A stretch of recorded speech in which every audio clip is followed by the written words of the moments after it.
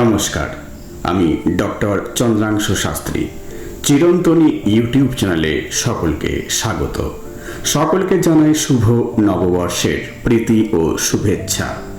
আজকের এই ভিডিও মেষ রাশির জন্য বিশেষ গুরুত্বপূর্ণ। মে 2025 মেষ রাশির জাতক জাতিকাদের কেমন যাবে সে বিষয়ে আজ ডিটেলস আলোচনা করব।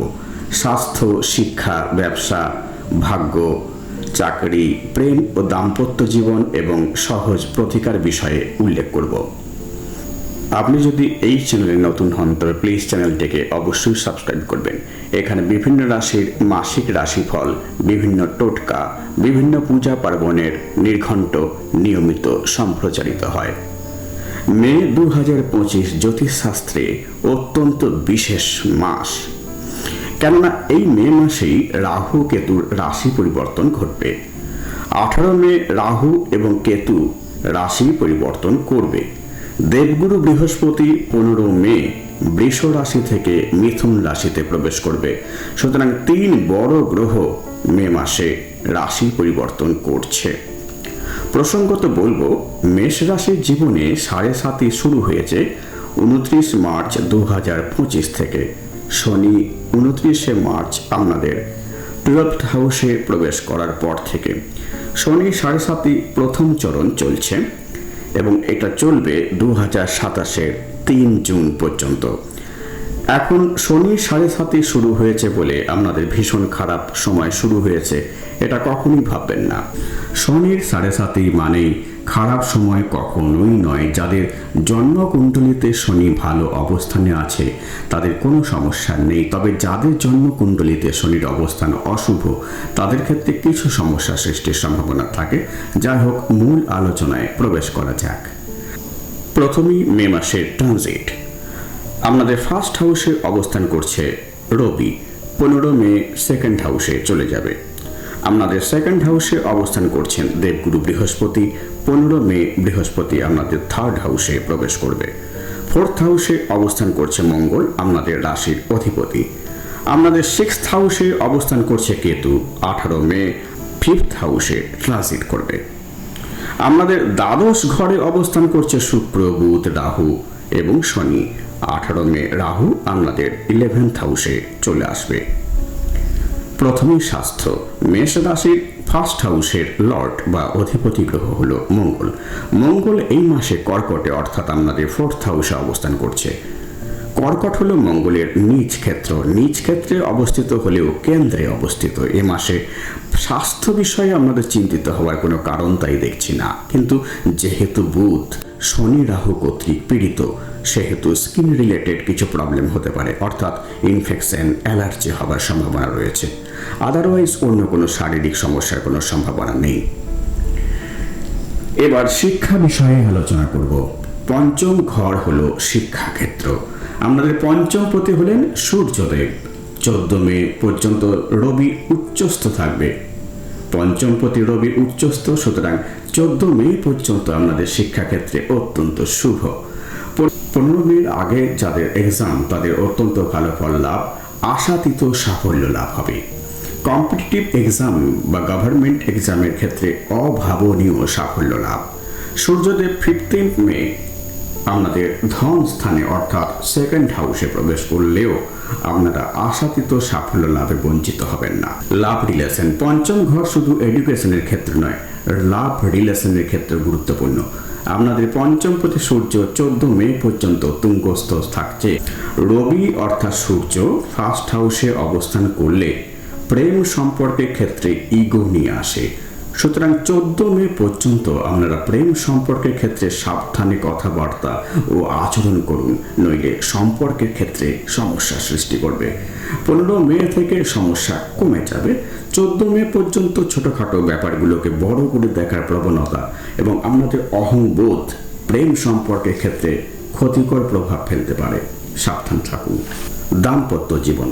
সপ্তম ঘর হলো বৈবাহিক জীবনের ক্ষেত্র। আমাদের সপ্তম পতি বুধ অবস্থিত দ্বাদশভাবে, শনি রাহু বুধের সঙ্গে অবস্থান করছে।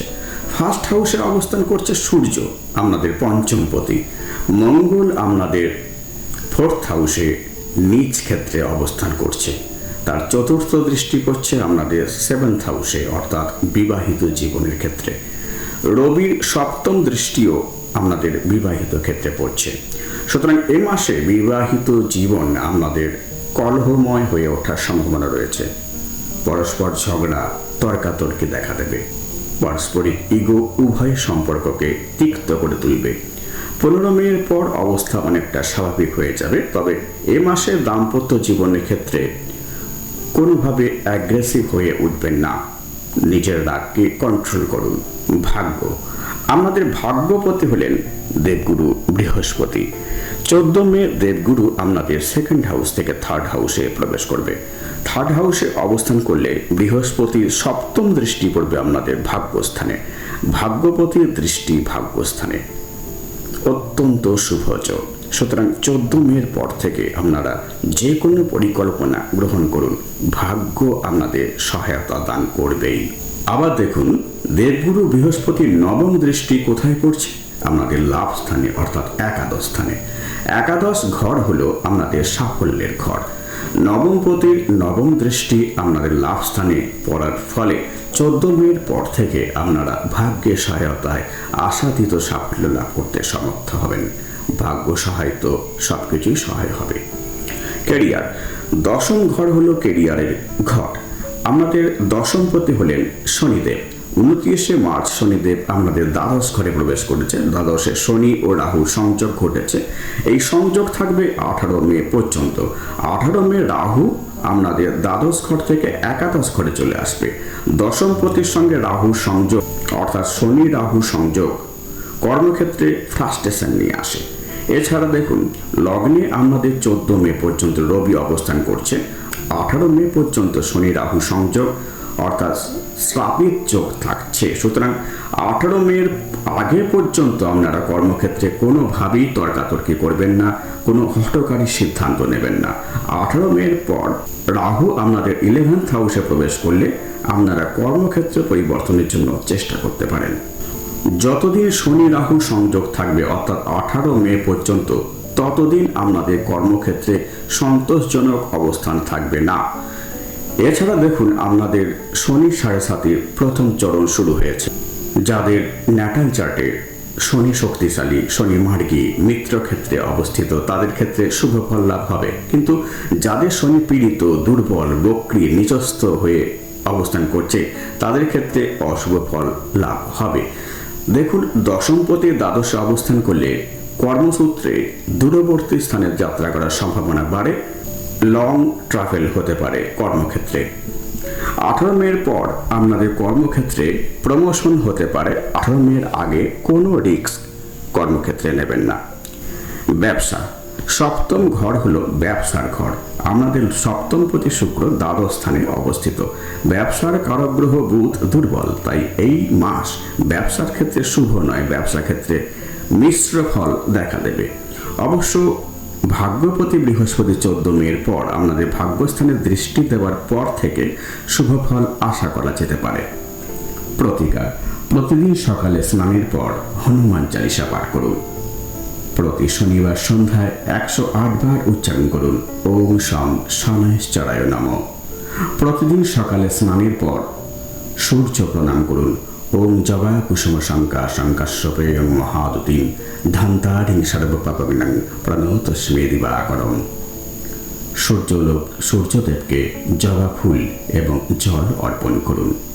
আমার এই ভিডিও ভালো লাগলে প্লিজ লাইক করবেন, শেয়ার করবেন এবং পরের ভিডিওগুলি যাতে শীঘ্র দেখতে পান সেই জন্য চ্যানেলটিকে অবশ্যই সাবস্ক্রাইব করবেন।